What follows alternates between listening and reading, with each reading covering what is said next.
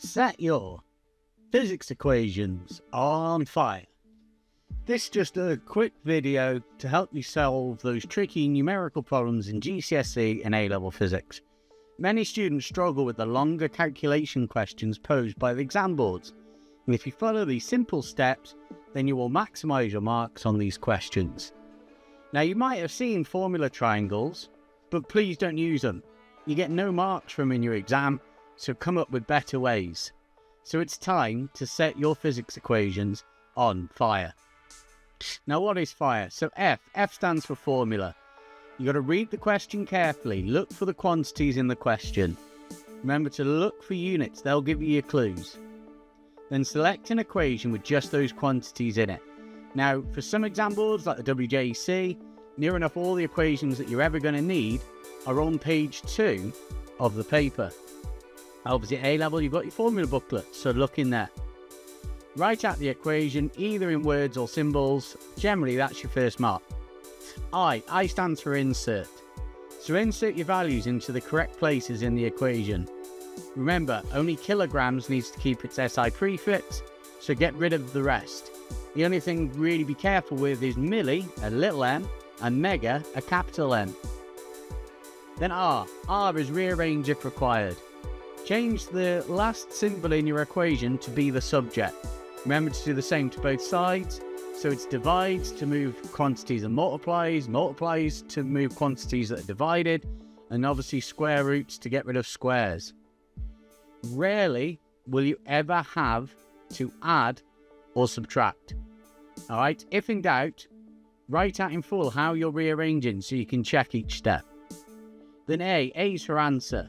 Put your values in your calculator, use your fraction key or your brackets if you've got things divided, and remember units. And also just think, does the answer make sense? You know, use an estimation, use one significant figure estimations to check your answer. For those who are doing A-level, then you might want to remember fricas. F stands for formula, same as before. R for rearrange. So sometimes when it comes to A-level, it's easier to rearrange first, as certain quantities might start cancelling out. Then insert your values, again remembering your SI prefixes. Then calculate. Put the values carefully into calculator, remembering your divides and all that jazz. C then stands for check. Does your answer make sense? You know, have you got a speed faster than the speed of light? You know, does it cost £400 to bake a cake? Again, do that one significant figure calculation just to check that you're on the right orders of magnitude, if nothing else. U stands for units. Have you given the correct unit? Can you use an SI prefix to tidy them up? Remember, units matter unless you times them by the speed of light squared, then the energy. Sorry, bad joke.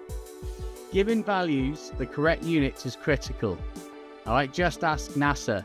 I'll put a link in the description to a 99% Invisible podcast where they go through all this, where there's a NASA mission to Mars that one part thought it was using imperial, one part it was using metric, and it all went downhill from there. Then finally S is for significant figures. At A-level, you need to give your answer to the correct number of significant figures. Generally, try and pick the lowest in the question. If in doubt, use 3. Unless it's an error, you know, if you worked out a percentage error or an absolute error, then it's 1 or 2. Making sure that the last digit of your error affects the last digit of your answer. So hopefully that helps, and you will do really well on these types of questions in the future.